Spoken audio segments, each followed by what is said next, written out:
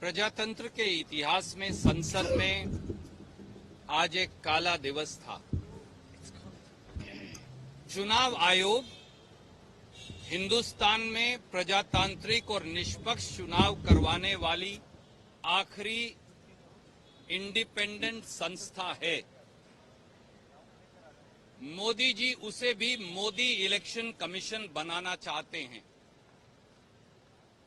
चुनाव आयोग को अब मोदी चुनाव आयोग बनाने के लिए आज राज्यसभा में चुपचाप तरीके से the chief election commissioner and other election commissioners appointment conditions of service and terms of office bill 2023 लेकर आया गया।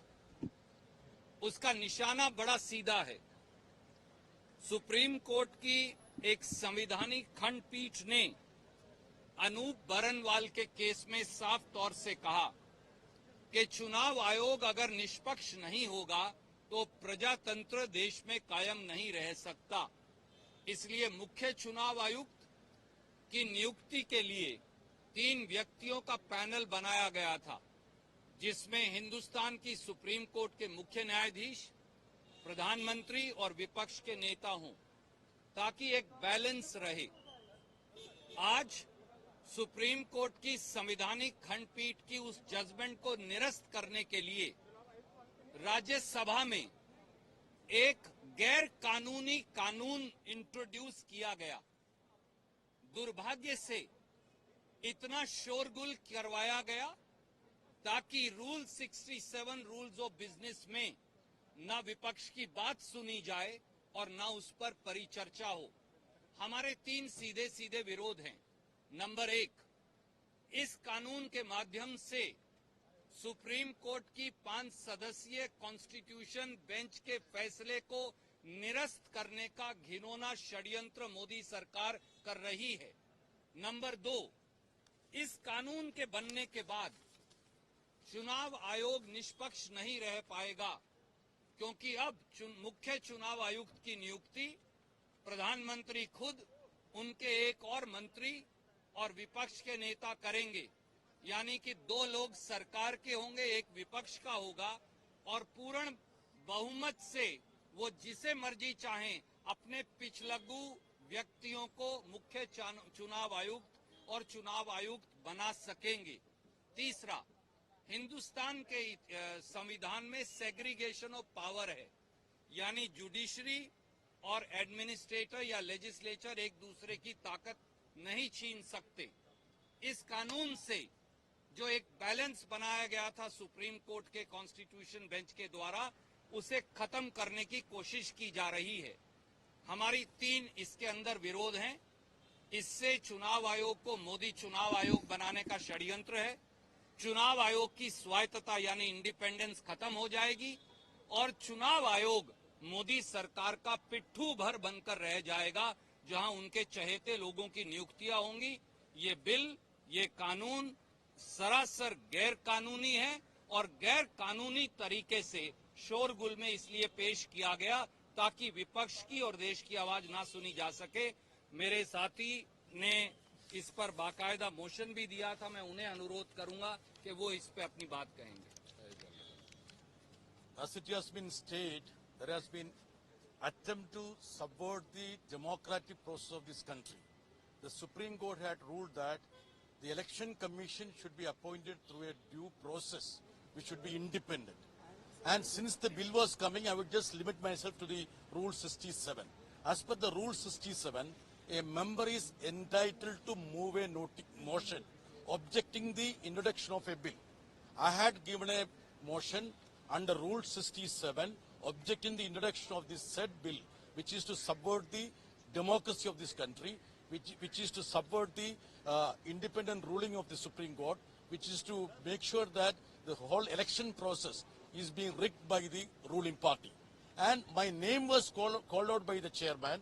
I was on my seat, I stood up, but I was not allowed to raise my objection. Correct. Actually, it is not only the subversion of the democratic process, also I mean taking away the basic right of a member of the parliament. It's unfortunate that the chairman also is playing to the gallery, and in the sense gallery of the ruling party. We fully condemn the attitude of the government and also the way in which the house is being run. Moreover, I would say clause 7 of the bill, I had specifically said that, prescribes for the setting up a selection committee consisting of the Prime Minister's chairperson with leader of opposition of the House of the People and Union Cabinet Minister. This is against the letter and spirit of the Supreme Court, which said that there should be independent process to make sure that the custodian of the election process is independent. So this bill actually is a death blow to the democratic process of this country, and it is unfortunate that the basic right of the member is also being taken away by the House. Thank you. Want to say something? Today, in the Rajya Sabha, like Randeep ji said and John Britter said, it is an absolute contravention of what the Honorable Supreme Court of India said. Paragraph after paragraph, Supreme Court of India said that the process of selecting the Election Commissioner of India or other election commissioners must come through a process which is not dominated by the executive. By this bill, the Prime Minister is the chairman and he will nominate another Union Cabinet Minister, and the leader of the opposition will be left alone to fight for autonomy of the Election Commission of India. This is crystal clear that Prime Minister Narendra Modi, despite all his bravado, is petrified of losing the 2024 election, and this is the beginning of a design to subvert every independent institution which should be ensuring free and fair election. We are vehemently opposing this bill from All India Trinamool Congress, and we will go to every extent possible to make sure that this bill is reversed. आम आदमी party इस bill की निंदा करती है। लोकतंत्र की गला घोटने वाला ये बिल केवल प्रधानमंत्री नरेंद्र मोदी की ये इच्छा को दर्शाता है कि सारी संवैधानिक संस्थाओं को अपने कब्जे के अंदर ले ले।